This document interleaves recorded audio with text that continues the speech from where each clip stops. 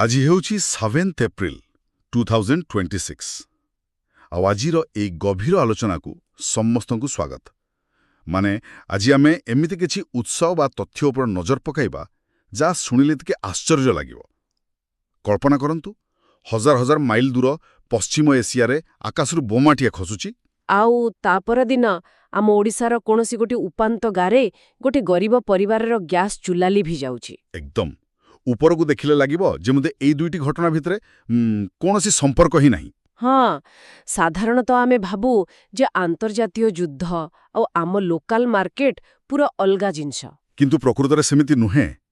ଆଜିର ଆମ ଏହି ଡିପ୍ ଡାଇଭ୍ ବା ଗଭୀର ଆଲୋଚନାର ମୂଳ ଉଦ୍ଦେଶ୍ୟ ହେଉଛି ଆମେ ଖୋଜିବା ଯେ ବିଶ୍ୱବ୍ୟାପୀ ଏତେ ସବୁ ଅସ୍ଥିରତା ଲାଗି ରହିଥିବା ବେଳେ ଗୋଟିଏ ରାଜ୍ୟ କିପରି ନିଜ ନାଗରିକଙ୍କ ଖାଦ୍ୟ, ଶିକ୍ଷା ଆଉ ସାମାଜିକ ସୁରକ୍ଷା ପାଇଁ ଗୋଟେ ମଜବୁତ ଢାଞ୍ଚା ତିଆରି କରୁଛି। ଆଜ୍ଞା, କାରଣ ଅର୍ଥନୀତିର ଟିକେ ଭିତରକୁ ଗଲେ ଜଣାପଡ଼େ ଯେ ଏହି ଯେଉଁ ଅଦୃଶ୍ୟ ସୂତା ଅଛି ନା, ତାହା ସବୁକିଛିକୁ ବାନ୍ଧି ରଖିଛି। ଆମ ରାଜ୍ୟର ନୀତିଗତ ନିଷ୍ପତ୍ତିଠାରୁ ଆରମ୍ଭ କରି ବିଶ୍ୱ ବଜାରର ସ୍ଥିତି ସବୁ ପରସ୍ପର ସହ ଜଡ଼ିତ। ଉପରକୁ ଯିବା। ଓଡ଼ିଶା କ୍ୟାବିନେଟ୍ ନିକଟରେ ଗୋଟେ ବଡ଼ ଅନୁମୋଦନ ଦେଇଛନ୍ତି, ମୁଖ୍ୟମନ୍ତ୍ରୀ ଅନ୍ନପୂର୍ଣ୍ଣ ଯୋଜନା ବା ମ୍ୟାପି। ହଁ, ଏହି ଯୋଜନାଟି ଆସନ୍ତା 2026-27 ଆର୍ଥିକ ବର୍ଷରୁ ଲାଗୁ ହେବାକୁ ଯାଉଛି। ସତରେ ଏହା ଗୋଟେ ବିରାଟ ପଦକ୍ଷେପ। ଉତ୍ସଗୁଡ଼ିକରୁ ଯାହା ଜଣାପଡ଼ୁଛି, ରାଜ୍ୟର ପ୍ରାୟ 3.28 କୋଟି ହିତାଧିକାରୀ, ମାନେ ପାଖାପାଖି 1.09 କୋଟି ପରିବାରକୁ ମାସିକ ମୁଣ୍ଡ ପିଛା ଅତିରିକ୍ତ 5 କିଲୋଗ୍ରାମ ଚାଉଳ ପୁରା ମାଗଣାରେ ମିଳିବ। ଆଉ ସବୁଠାରୁ ଆଶ୍ଚର୍ଯ୍ୟର କଥା ହେଉଛି ଏହାର ବଜେଟ୍। ମାନେ ସରକାର କେବଳ ଏହି ଗୋଟିଏ ଯୋଜନା ପାଇଁ ବାର୍ଷିକ 8,813 କୋଟି ଟଙ୍କା ଖର୍ଚ୍ଚ କରିବେ। ବାପ୍ରେ, 8,813 କୋଟି! ଆଉ ଶୁଣିବାକୁ ମିଳୁଛି ଯେ ଏହା ସମ୍ପୂର୍ଣ୍ଣ ରୂପେ ରାଜ୍ୟର ନିଜସ୍ୱ ପାଣ୍ଠିରୁ ଯିବ। ମାନେ ରାଜ୍ୟ ସରକାର ଏତେ ବଡ଼ ବୋଝ ଏକାକୀ ଉଠାଇବାର ସାମର୍ଥ୍ୟ କେଉଁଠୁ ପାଇଲେ? ଦେଖନ୍ତୁ, ଏହାର ସିଧା ଉତ୍ତର ହେଉଛି ଆମର ବଳକା କୃଷି ଉତ୍ପାଦନ। ତଥ୍ୟ ଅନୁସାରେ ରାଜ୍ୟରେ ଏବେ ପ୍ରାୟ 6.337 ନିୟୁତ ଟନ୍ ଚାଉଳ ଉତ୍ପାଦନ ହୋଇଛି, ଯାହାକି ଆମ ଆବଶ୍ୟକତାଠାରୁ ବହୁତ ଅଧିକ। ଆଚ୍ଛା, ତେଣୁ ସରକାର ଭାବିଲେ ଯେ ବାହାରକୁ ରପ୍ତାନି କରିବା ଅପେକ୍ଷା ଚମତ୍କାର ବାଲାନ୍ସ ବା ସନ୍ତୁଳନ ବି ରଖାଯାଇଛି। ସେହି ବଳକା ଚାଉଳରୁ 1,00,000 ମେଟ୍ରିକ୍ ଟନ୍ ଖୋଲା ବଜାରରେ ନିଲାମ କରାଯାଉଛି, ଯେଉଁଥିରୁ ରାଜସ୍ୱ ଆସିବ ଆଉ ବାକିଟାକୁ ମାଗଣାରେ ବଣ୍ଟାଯିବ। ଓହୋ, ବହୁତ ବଢ଼ିଆ ରଣନୀତି। କିନ୍ତୁ ଆଜ୍ଞା, ଏଠି ଗୋଟେ କଥା ଚିନ୍ତା କରନ୍ତୁ, ଯେତେବେଳେ ପ୍ରତି ପରିବାରକୁ ମାସକୁ 5 କିଲୋ ଚାଉଳ ଏକ୍ସଟ୍ରା ମିଳୁଛି, ଏହା କେବଳ ଭୋକ ମେଣ୍ଟାଇବା କଥା ନୁହେଁ, ଏହାର ଗୋଟେ ବଡ଼ ଷ୍ଟିମୁଲାସ୍ ଏଫେକ୍ଟ ଅଛି, ଠିକ୍ ନା? ବିଲକୁଲ। ଆପଣ ସେଇ ଡିସ୍ପୋଜେବୁଲ ଇନକମ୍ କଥା କହୁଛନ୍ତି ତ? ହଁ, ମାନେ ବ୍ୟବହାରଯୋଗ୍ୟ ଆୟ। ଗୋଟେ ଗରିବ ଲୋକର ଯଦି ରାସନ ଖର୍ଚ୍ଚ କମିଗଲା, ସେ ସେହି ବଞ୍ଚିଥିବା ପଇସାକୁ ପିଲାଙ୍କ ପାଠପଢ଼ା କିମ୍ବା ମେଡିକାଲ ଖର୍ଚ୍ଚରେ ଲଗାଇ ପାରିବ। ଏକଦମ ଠିକ୍ କଥା। ଏହା ଗୋଟେ ପରୋକ୍ଷ ନିବେଶ। ଆଉ ଶିକ୍ଷା କଥା ଯେହେତୁ ଉଠେଇଲେ, ସରକାର ଏ ଦିଗରେ ଆଉ ଗୋଟେ ମାଷ୍ଟର ଷ୍ଟ୍ରୋକ୍ ମାରିଛନ୍ତି। ଆଚ୍ଛା, ସେଇଟା କ'ଣ? ସଂରକ୍ଷଣ ନୀତିରେ ପରିବର୍ତ୍ତନ।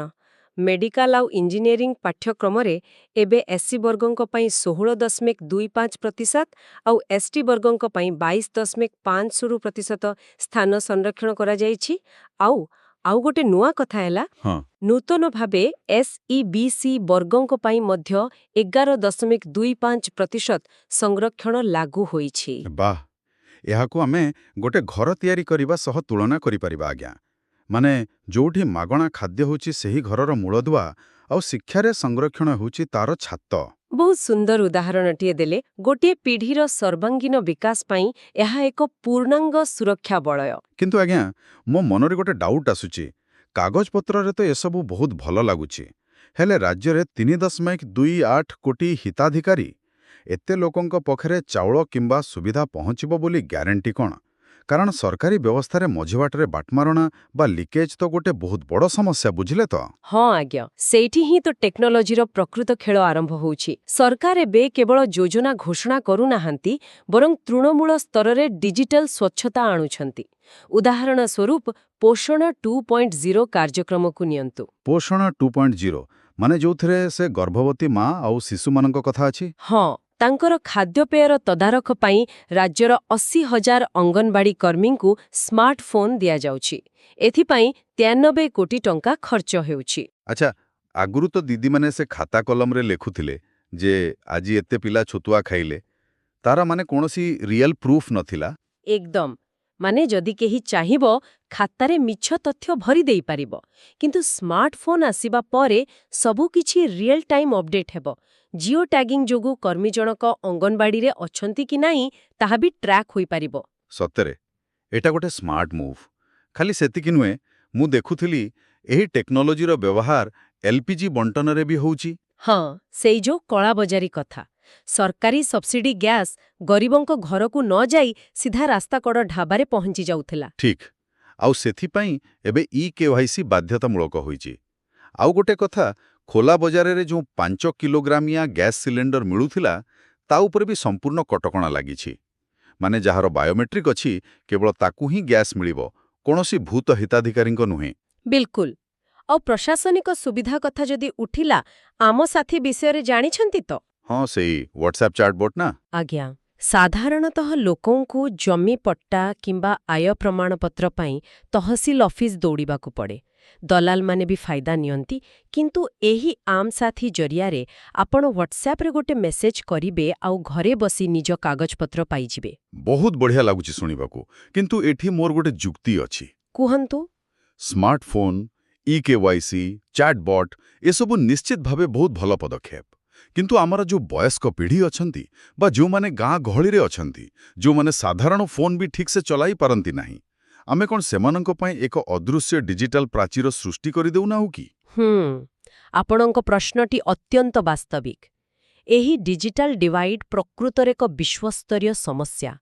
ସେଥିପାଇଁ ସରକାରଙ୍କୁ ସବୁବେଳେ ଗୋଟେ ହାଇବ୍ରିଡ୍ ବ୍ୟବସ୍ଥା ରଖିବାକୁ ପଡ଼େ। ମାନେ ଯିଏ ଡିଜିଟାଲ ବ୍ୟବହାର କରିପାରିବେ ସେ ଅନଲାଇନ୍ ସେବା ନେବେ, ଆଉ ଯିଏ ପାରିବେନି ସେମାନେ ପୂର୍ବପରି ଜନସେବା କେନ୍ଦ୍ର କିମ୍ବା ଅଫିସ ଯାଇ କାମ କରିପାରିବେ। ଆଜ୍ଞା, ଏକଦମ। ଟେକ୍ନୋଲୋଜିର କାମ ହେଉଛି ସୁବିଧା ଦେବା, ଲୋକଙ୍କୁ ବ୍ୟବସ୍ଥାରୁ ବାହାର କରିଦେବା ନୁହେଁ। ଠିକ୍ କଥା। ଆରେ ଆସନ୍ତୁ ଆମର ସେହି ପ୍ରଥମ ଉଦାହରଣକୁ ଟିକେ ଫେରିବା। ଗ୍ୟାସ୍ ସିଲିଣ୍ଡରର କଳାବଜାରୀ କାହିଁକି ହେଉଛି? ସିଧା କଥା କହିବାକୁ ଗଲେ ଯୋଗାଣ କମୁଛି ବୋଲି। କିନ୍ତୁ ଯୋଗାଣ କାହିଁକି କମୁଛି? ଆଉ ଏଇଠି ଆମେ ସିଧାସଳଖ ପଶ୍ଚିମ ଏସିଆର ମରୁଭୂମି ସହ ଯୋଡ଼ି ହୋଇଯିବା। ହଁ, ଦର୍ଶକ ବା ଶ୍ରୋତାମାନଙ୍କୁ ଗୋଟେ କଥା ସ୍ପଷ୍ଟ କରିଦେବାକୁ ଚାହେଁ ଯେ ଏଠାରେ ଆମେ କୌଣସି ପକ୍ଷ ନେଉନାହୁଁ ବା କାହାକୁ ସମର୍ଥନ କରୁନାହୁଁ। କେବଳ ଉତ୍ସରେ ଥିବା ତଥ୍ୟକୁ ହିଁ ରଖୁଛୁ। ତଥ୍ୟ ଅନୁସାରେ ପଶ୍ଚିମ ଏସିଆରେ ଏବେ ଏକ ଭୟଙ୍କର ଯୁଦ୍ଧ ପରିସ୍ଥିତି ଲାଗି ରହିଛି। ଇରାନରେ ଆମେରିକାର ଗୋଟେ ଯୁଦ୍ଧ ବିମାନ ଖସି ପଡ଼ିଥିଲା। 2 ଦିନର ଅପରେସନ୍ ପରେ ସେହି ଆମେରିକୀୟ ପାଇଲଟକୁ ଉଦ୍ଧାର କରାଯାଇଛି। ଆଉ ଏହି ଉତ୍ତେଜନା ଭିତରେ ହିଁ ଇଷ୍ଟରର ଉପଲକ୍ଷେ ପୋପ୍ ଚତୁର୍ଦ୍ଦଶ ଲିଓ ବିଶ୍ୱ ନେତାମାନଙ୍କୁ ଶାନ୍ତିର ଆହ୍ୱାନ ଦେଇଛନ୍ତି। କିନ୍ତୁ ଆମ ଆଲୋଚନା ପାଇଁ ସବୁଠୁ ଗୁରୁତ୍ୱପୂର୍ଣ୍ଣ କଥା ହେଉଛି ଏହାର ଅର୍ଥନୈତିକ ପ୍ରଭାବ। ବିଶେଷ କରି ସେହି ହୋର୍ମୁଜ୍ ପ୍ରଣାଳୀ କଥା ନା?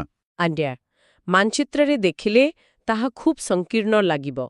କିନ୍ତୁ ବିଶ୍ୱର ମୋଟ ତୈଳ ଓ ତରଳ ଗ୍ୟାସ୍ ଯୋଗାଣର ପ୍ରାୟ 20% ସେହି ଗୋଟିଏ ରାସ୍ତା ଦେଇ ଯାଏ। ଯେତେବେଳେ ସେଠି ଯୁଦ୍ଧ ହୁଏ, ସେହି ପ୍ରଣାଳୀ ବନ୍ଦ ହେବାର ଆଶଙ୍କା ଥାଏ। ଆଉ ଯଦି ତୈଳ ଯୋଗାଣ ବନ୍ଦ ହୁଏ, ତେବେ ଆନ୍ତର୍ଜାତୀୟ ବଜାରରେ ଅଶୋଧିତ ତୈଳ ଦର ବଢ଼ିବ। ଆମ ଦେଶ ତ ଆମଦାନୀ ଉପରେ ନିର୍ଭରଶୀଳ। ମାନେ ପେଟ୍ରୋଲ, ଡିଜେଲ, ଗ୍ୟାସର ଦାମ ବଢ଼ିବ। ଆଉ ଯଦି ଡିଜେଲ ଦାମ ବଢ଼ିଲେ, ସେଇ ଟ୍ରକରେ ଆସୁଥିବା ଆଳୁ, ପିଆଜ, ଡାଲି ସବୁକିଛିର ଦାମ ବଢ଼ିଯିବ। ଏହାକୁ ହିଁ ତ ଚେନ୍ ରିଆକ୍ସନ୍ କୁହାଯାଏ।